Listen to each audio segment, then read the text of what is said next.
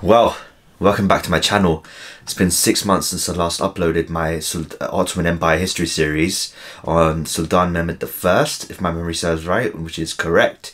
So yeah, I mean, today we'll be talking about Sultan Murad II. And if you haven't checked out the last video from 6 months ago, so I've been uploading consistently for the last couple of weeks, well, bi-weekly, but other than the Ottoman Empire history series, so Sultan Mehmed I, please do check it out on my channel, Khandam98. And yeah, let's get straight to it, to Sultan Murad II. Yes. So, to get started, Murad II was twice the Ottoman Sultan of the Ottoman Empire from 1421 to 1444 and from 1446 to 1457. This is an enticing story as he abdicated himself, so dethroned himself, due to a tragic event which I'm not going to spoil in his life. Find out why. So, Murad II's reign saw a period of great economic development with an increase in trade and a considerable expansion of the Ottoman cities. In 1432, the traveller Bertrand de la Brecoy, if I didn't slander that, noted that Ottoman annual revenue had increased to 2.5 million ducats. That was the currency they were using at the time, and that were Murad II to use all resources that were available to him, he could have invaded Europe with ease. So yeah, that's great to get started off with, but does he actually invade Europe? Let's see. So, on to Murad II, before he became Murad II. So, he was born on 16th of June 1404, or 1403, is disputed, to Sultan Mehmed I, while the identity of his mother is disputed according to various accounts. According to 15th century historian Shukrullah, Murad's mother was a concubine. Hussein Husamuddin Yasser, that was the guy's name, an early 20th century historian, wrote in his work Amasya Tarihi that his mother was Shahzadi Hatun, daughter of Divitar Ahmed Pasha. According to historians Ismail Hamid Danishmend and Heath W. Lowry, his mother was Amin Hatun, daughter of Shabin Suli Bey, ruler of the Dulkadridis. So he spent his early childhood in Amasya in 1410. Murad came along with his father to the Ottoman capital, Edirne, so northwest of Turkey, as we all know. After his father ascended to the Ottoman throne, he made Murad governor of the Amasya Sanjak, so of the area of Amasya.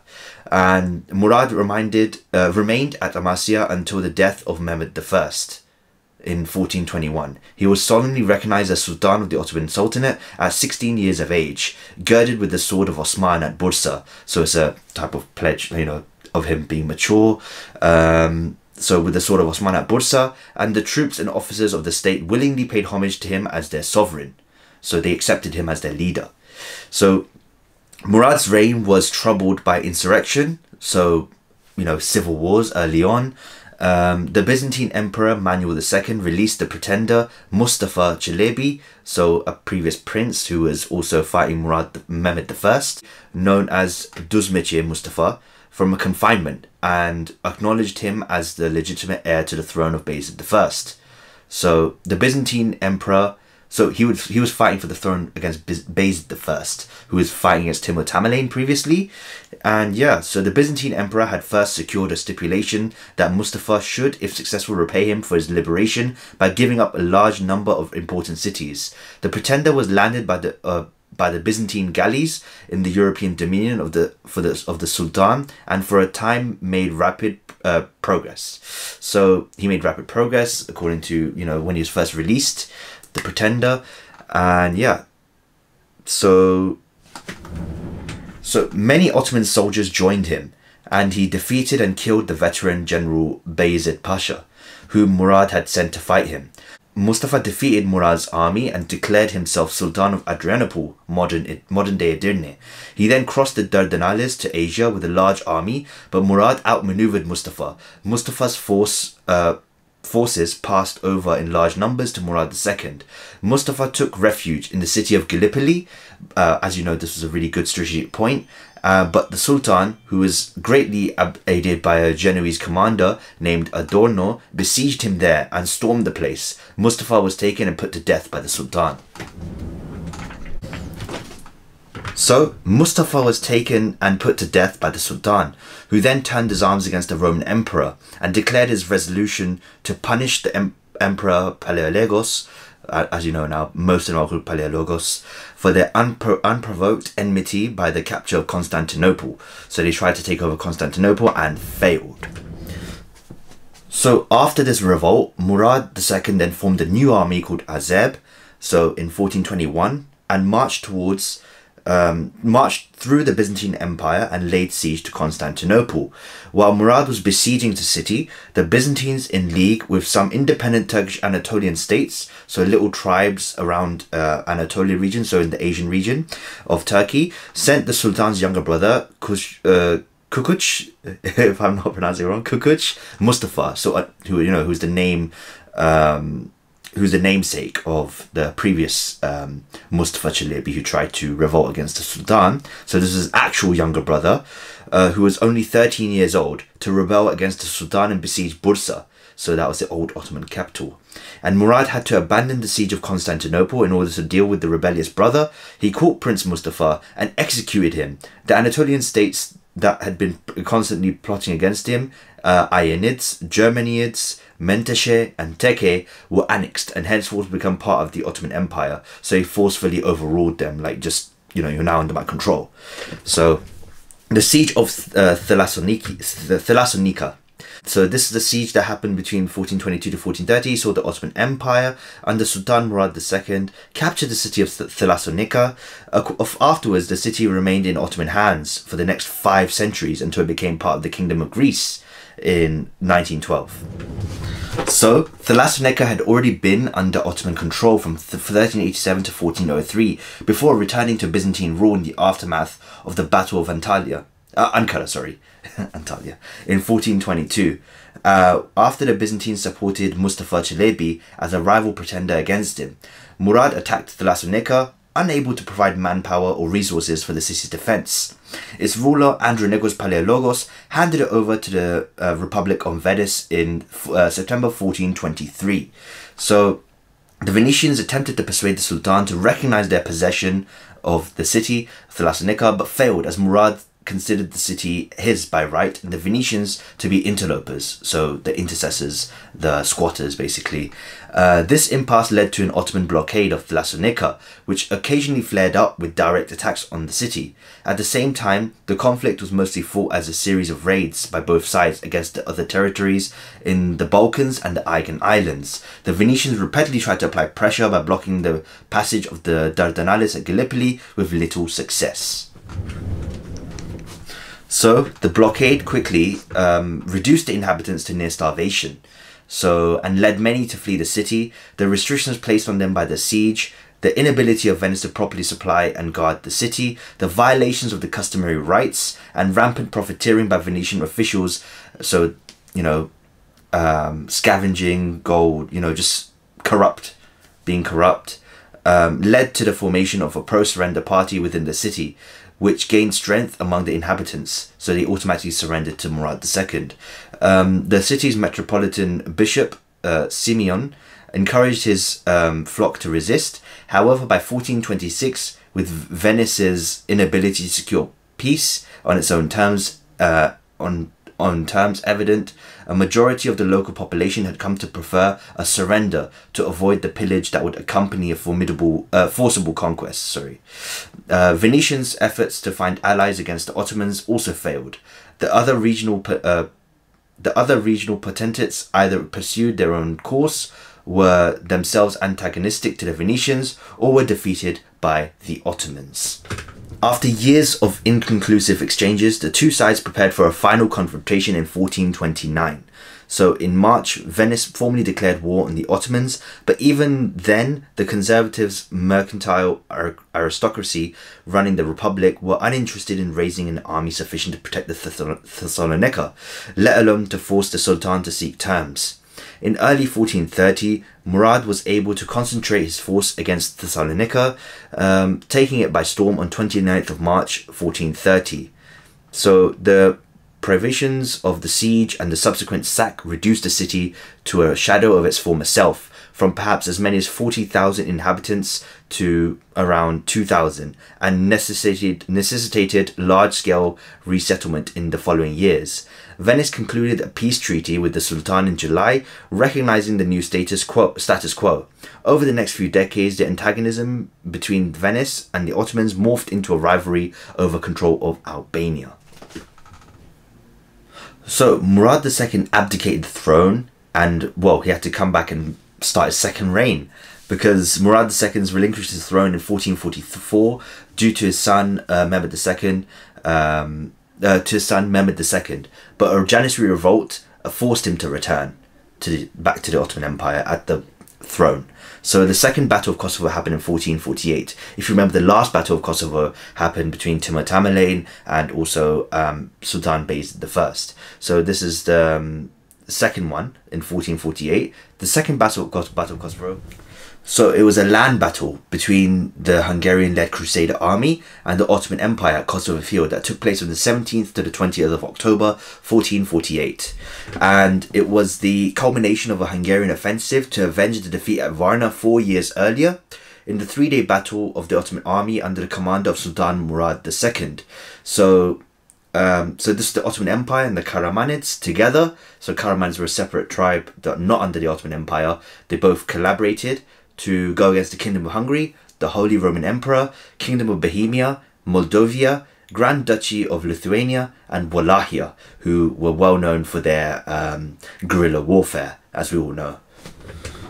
So a brief overview of the strength of both armies. So the Ottoman Empire was 50,000 to 60,000 strong, and the other army, the Crusader army, was 31,000 to 47,000 people strong. So 7,000 of cavalry, 24 to 40,000 of infantry, and the casualty and losses, so 4,000 to 34,000 of the Ottoman Empire, and 6,000 to 17,000 of the Hungarians, so 2,000 mercenaries and 6,000 Wallachians. So the Ottomans won that battle, which made the path clear for the Turks to conquer Serbia and the other Balkan states. It also ended any hopes of saving Constantinople. So this was the last, defense line, as you could say, for Constantinople. So the Hungarian kingdom no longer had the military and financial resources to mount an offensive against the Ottomans. With the end of the half-century-long Crusader threat to their European frontier, so now Europe was open for grabs. So after this battle, Murad's son Mehmed II was free to lay siege to Constantinople in 1453. So was this battle a success or failure? I will not tell you, but yeah, let's move on. So when Murad ascended the throne, he sought to regain lost Ottoman territories that had reverted to the autonomy following his grandfather Bayezid I's defeat. So all the lands that his grandfather Bayezid I had conquered had now been, their own ruling states, as you could say, not under the Ottoman Empire, just their own ruling states. So he wanted to siege those, conquest those territories as well. After the defeat of the Battle of Ankara in 1402. At the hands of Timur Tamerlane, so the Mongol king of the Timur. So he needed the support of both the public and the nobles, who would enable him to exercise his rule and utilize the old and potent Islamic trope of the Ghazi king. So he had help from other Ghazi kings as well. So Ghazi meaning people who have fought in wars, who have not died. So they're not martyrs, they're just people that are living legends, basically. So, in order to gain popular international support for his conquests, Murad II modelled himself after the legendary Ghazi kings of old. So, looked to his predecessors, saw what they'd done right and wrong, modelled himself from them. The Ottomans already presented themselves as Ghazis, painting their origins as rising from the Ghazis of Osman, so as the founder of the dynasty. So for them, Ghazi was the noble championing of Islam and justice against non-Muslims and Muslim allies alike, if they were cruel. For example, Bayezid I labelled Timur Lang, also a Muslim and apostate prior to the Battle of Ankara, because of the violence his troops had committed upon innocent civilians, and because of all you do is to break promises and vows, and shed blood and violate the honour of women. So that's what Bayezid the First said in the war of words against Timur Tamerlane, who was also Muslim. So it was not just a battle of Muslim versus non-Muslim, but Muslims and Muslims, as said here. So that was the war of words between Bayezid the First and Timur Tamerlane. Yeah, so that was what it means to be a Ghazi. So Murad II only had to capitalize on this dynastic inheritance of doing Ghaza, which he did by actively crafting the public image of Ghazi Sultan. After Murad II's ascension, there was a flurry of translating compiling activity where old Persian, Arab and Anatolian epics were translated into Turkish, so Murad II could uncover the Ghazi king legends. So these books about the Ghazi legends weren't translated, so that's why in order to learn his history, learn what his predecessors, ancestors were doing, he made sure they had to translate these books into Turkish. And he drew from the noble behavior of the nameless caliphs and the Batunam, an epic about a fictional Arab warrior who fought against the Byzantines and modeled his actions on theirs. He was careful to embody the simplicity, piety and noble sense of justice that was part of the Ghazi king persona. So yeah, learning from the best. For example, the caliph in Batunam saw the battle turning in his enemy's favour and got down from his horse and prayed, and which the battle ended in a victory for him. In the Battle of Varna in 1444, Murad II saw the Hungarians gaining the upper hand, and he got down from his horse and prayed just like the Caliph, and soon after the tide turned in the Ottomans' favour, and the Hungarian king Władysław was killed. Similarly, the Caliph in the epic roused his warriors by saying, "Those of you who die will be martyrs. Those of you who kill will be Ghazis," before the Battle of Varna.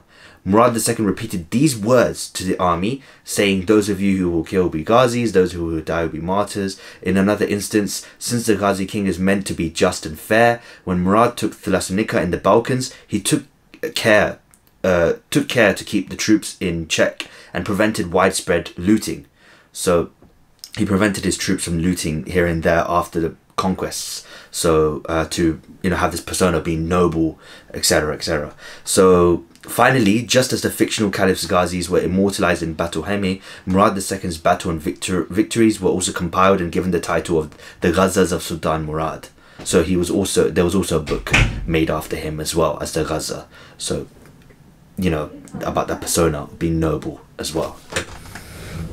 Murad II actually did end up successfully painting himself as a simple soldier who did not partake in royal excesses, and so he wasn't spoiled, and as a noble Ghazi Sultan who sought to consolidate Muslim power against non-Muslims such as the Venetians and the Hungarians.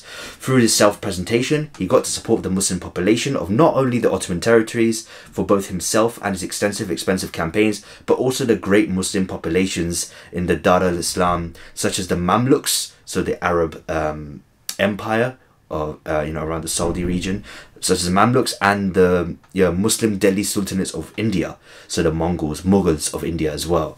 And Murad II was basically presenting himself not only as the Ghazi king who fights Kafirs, non-Muslims, but also serves as a protector and master of lesser Ghazis. So I hope you enjoyed this episode of Sultan Murad II, and hopefully we'll be moving on to Sultan Mehmed II, his son, on the siege of Constantinople. So yeah, please like, subscribe, and peace.